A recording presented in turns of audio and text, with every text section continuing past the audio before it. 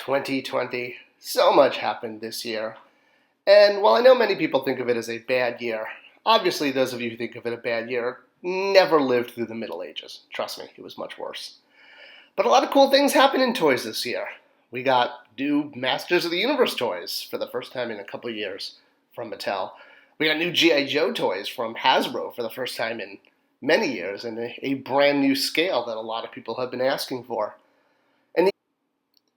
And even in current scales, we got the Black Series figures from HASBRO with new articulation without pins, which is amazing. And more Baby Yodas than we possibly ever know what to do with, because, Baby Yoda needed a couple toys. But what about the future? My name is Scott ToyGuru Neitlich. I've been in the toy industry for over 20 years, worked for big companies, worked for small companies, but I'm also a collector, and I'm also a parent. And those three things together have given me, shall we say, a unique perspective on the toy industry, which I like sharing on this Spectre Creative channel. So what we're going to do in this video is kind of look at my thoughts about where the toy industry is and what might be happening in upcoming years. These are my opinions and best guesses. I do not have insight directly with these companies, but, I have good thoughts, and I'm going to share those thoughts. So to start things off, as a reflection of 2020, we know that there were a lot of movies that got delayed in 2020 for obvious reasons, with Corona and all that. Some of these movies had product that got out, usually the movies that were in the first half of the year, like Black Widow. We had Black Widow toys, but no Black Widow movie. Other movies in the back end of the year, like Eternals, not to pick on Marvel Studios or anything, just two good examples, but they, their product didn't ship because their movie got delayed.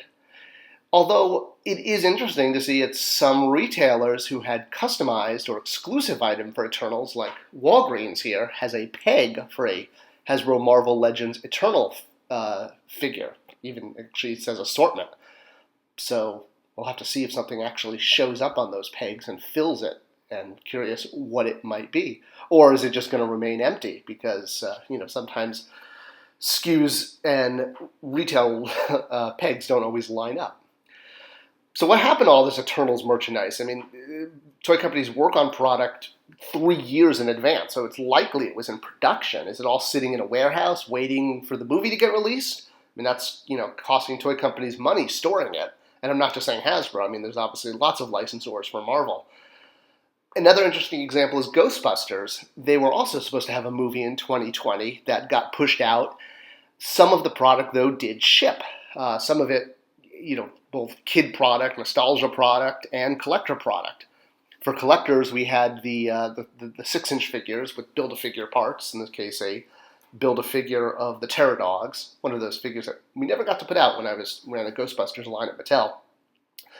And there was some kid product, too, more, I guess, so kid-friendly colors, sort of an update on the vintage toys, even role play and vehicles for kids, but a lot of this didn't ship. It was shown at Toy Fair, but because the movie got delayed, again, is it all sitting in a warehouse somewhere? It's interesting also how the Ghostbuster collector product, the way it was skewed on shelf, shared a 2-foot section with another Hasbro brand, which those empty pegs there that you see are for G.I. Joe classified 6-inch series. So they shared, if you will, a planogram slot with Ghostbusters on top and G.I. Joe below. So it'll be interesting when the Ghostbuster full line does ship with the movie, what's going to happen with the G.I. Joe classified. There's only more or less 1 or 2 SKUs. You have your basic figures and the previous image with the motorcycle, and that's not really enough for a full planogram. So I'm very curious how they're going to skew this line going forward. Another thing noticing in 2020 and as the year turns into 21 is rising prices. So this is just, again, my observation from what I'm seeing. But if you look at retail right now, Marvel Legends that are shipping in the last quarter, like the X-Men movie figures from the 20th Century Fox movies, that now that Disney owns 20th Century Fox and can finally make these figures we've wanted for years. Well, these figures have no Build-A-Figure, but they're still at $5 more. They're at $24.99 or at Walmart $24.87. And that's not just for movie style. The comic style figures are also at, well, in this case, a 2-pack at $49.99, meaning they're $25 each. And again, no Build-A-Figure. So I think it's very interesting. Will collectors continue to buy 6-inch figures, Black Series and Classified and Amber Series, and all these different companies with the different 6-inch, if they're now going to be at $25 starting in 2021? Time will tell if that price point is going to work. Glad I already have a lot of the figures I want. All right, one of my loves is Motu. A lot of people know that from this channel. I also worked on Masters of the Universe for many years at Mattel. And it is definitely really exciting to see He-Man and the Masters of the Universe return to retail, something we didn't do with the line I worked on, Classics, which was just aimed at the adult collector. And they've even recently announced a playset. I mean, the playset, which is pretty darn bivvy, if you ask me. As well as the fact that in 2021, these figures are going to not just be one retailer exclusive. They're going to go mass. So here's like a Target example. So what's going to happen with Origins? I kind of stick by my opinion from the previous video I did about them. It's going to be based around kids. If kids can get into this brand. I mean, they got into it in '82 without entertainment. They just had the mini comics. Obviously, we live in a different era. But if kids get into this brand, this could be really strong at retail. And obviously I'm rooting for that because kids playing with toys is the best thing ever. Now, before we leave Masters of the Universe, it's also interesting to note other things happening with the brand and kind of my thoughts for the future. And again, these are my opinions. I'm not currently employed by Mattel, but I did work in 4 toy companies for over 20 years. Mattel's pumping out a lot of Masters of the Universe right now, and I mean like a lot. In addition to Origins, they have all sorts of form factors. They have the Fisher-Price toys and the Imagine-X toys, and not just the Easter egg Imagine-X toys that kind of snuck in some interesting Masters of the Universe allusions and references over the years, but actual, real Imagine-X toys. Although they're in like a unique scale, 10 inches, I think. Interesting. And of course, they're continuing with Mega Blocks, and they've got Uno cards and all sorts of stuff. And there's a new 6-inch, 7-inch, collector line with an SRP of $19.99, which is interesting, noting that other brands are going to $24.99. I wonder if they will hold that SRP that was advertised. This line being tied into the new Netflix show that Kevin Smith is working on, which I'm a huge fan of Kevin Smith's animation. The Clerks, the animated series, if you've never seen it, is awesome. It's like probably one of the best things he's ever done, so I'm very excited for this. It just, though, makes me curious with the brand reverting to Universal in 2023. Is this kind of like a last hurrah, like getting out as much Masters product as possible while the license is still with Mattel? Maybe the license has reverted back to Mattel and they're just celebrating that. Again, not sure, but it's going to be interesting to keep an eye on it and see what happens in the next 2 years.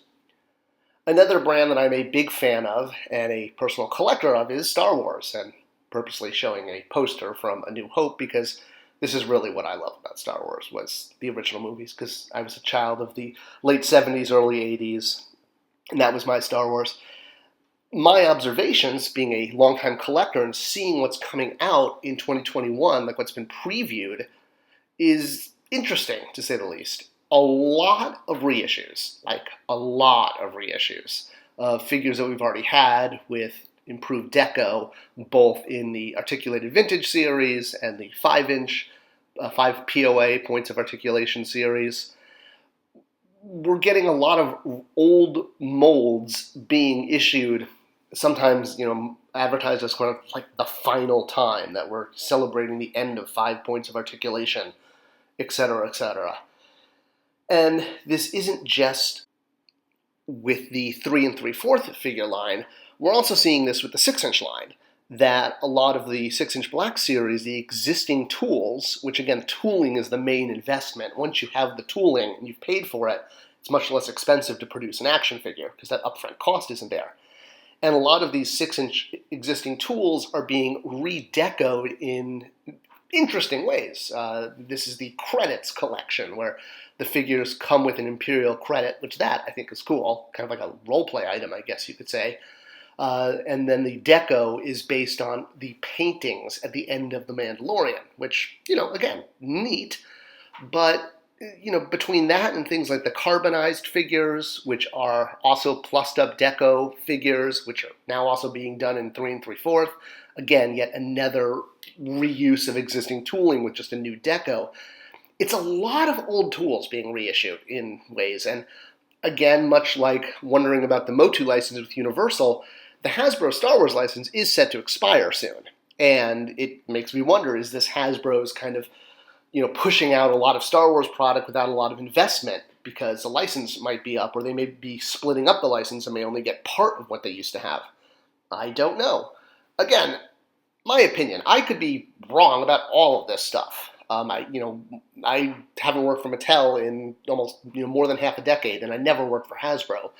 But I am an active collector, and since I did work in the toy industry, I can kind of apply some of my insight into how things worked and why reissues or redecos would be offered as opposed to new tooling, and sort of apply that on what we're seeing. So we'll see. I think 2021, no matter what, will be a better year than we've had, and I'm looking forward to abundance and change and happiness and health for everyone. If you enjoyed this video and want to see more, subscribe, ring the bell, give me a thumbs up, because that tells YouTube to share this with more people. And that's really the goal, is to share toy knowledge. Let me know anything else in the comments below. I'll comment back, and thanks for watching. I'll see you in the next video.